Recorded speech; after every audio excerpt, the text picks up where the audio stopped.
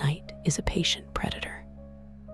It waits in the corners of forgotten places, in the cracks of abandoned towns, in the hollows of broken homes, and most of all, in the ruins where faith once tried to chase it away.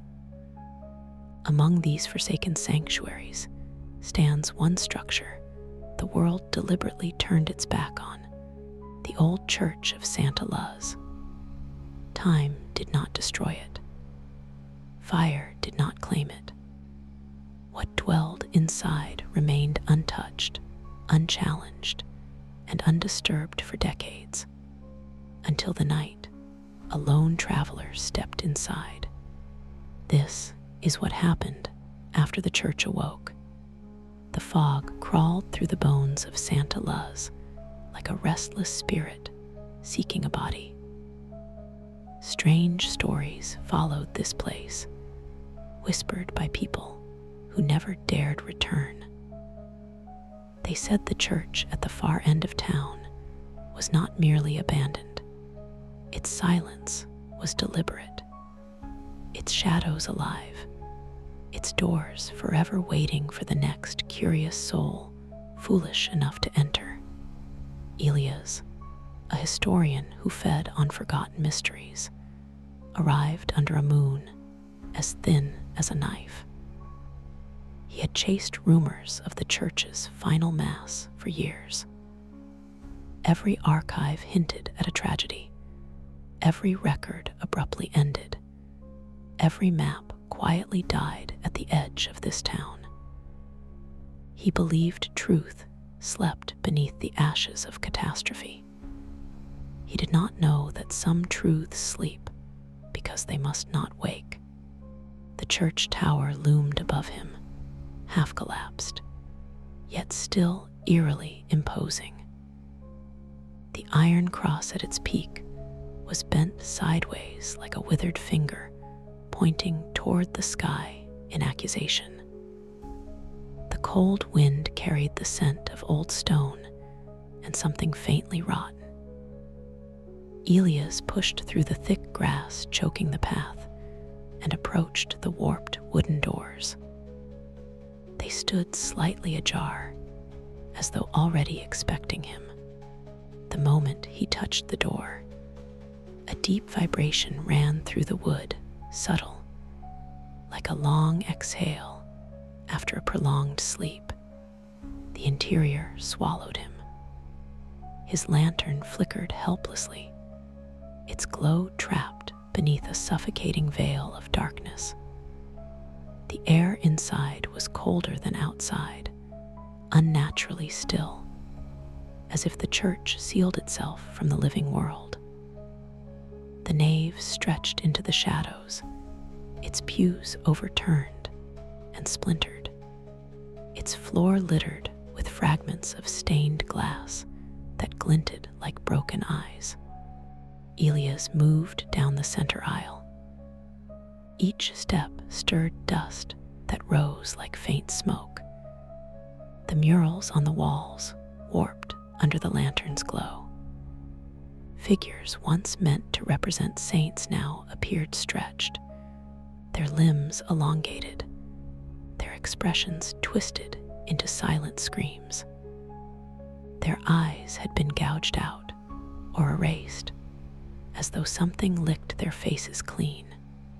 The altar was a mess of melted candle wax and soot. A massive crack split the stone floor beneath it. The crucifix had fallen and lay face down, its wood warped, its edges blackened. Elias inspected the podium. The dark stains covering it were old, thick, and unmistakable. Blood. The lantern trembled in his grip. Behind him, a pew creaked, its wooden legs dragging slightly across the floor. He froze. The church exhaled again, a cold wind brushing the back of his neck. The darkness reacted to his presence, reshaping itself in slow currents bending around him like a living veil. Elias forced himself toward the sacristy. He had come for answers, and he wouldn't leave until he understood what happened on the night Santa Luz vanished. The sacristy door groaned open. Inside, rotting vestments hung like skins on rusted hooks. The air smelled of mildew mixed with something sickly sweet. On a stone table in the center rested a large, charred book. He opened it. The pages crackled like brittle bones. It was Father Calderon's journal. The entries began normally: sermons, attendance numbers, repairs needed. Then the tone shifted. The priest wrote of hearing whispers at dawn, of shadows stretching against the sunlight, of faces appearing in the mirror instead of his own. Entry after entry documented his unraveling. He claimed the church was hungry, that it whispered through the walls at night, that an unseen congregation filled the pews, demanding a final mass. He begged the bishop for help, but no reply ever came. The final entry, stained with soot, read, "Tonight the doors close, and when they do, none of us will leave. The church will feast. Forgive me." Before Elias could breathe, the sound came again. Footsteps, slow, approaching the sacristy door. Another step, another. Something dragged across the floor, long, deliberate scraping. The lantern flickered violently. Elias turned toward the door as its shadow swelled.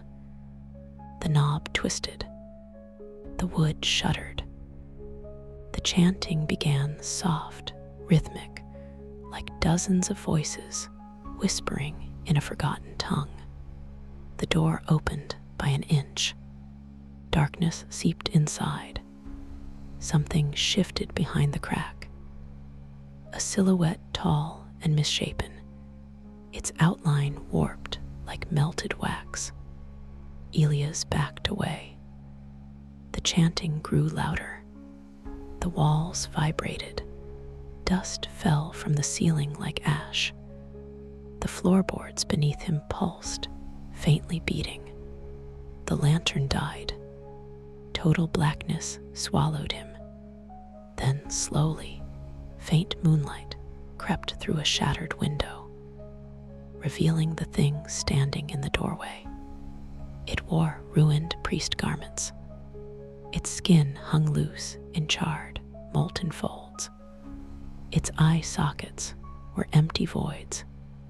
Its mouth was locked open, as if frozen mid-scream. It raised its arm. Dozens of shadowy forms gathered behind it. Silhouettes of people seated like an invisible congregation. Their heads tilted in unnatural unison toward Elias. He bolted into the nave.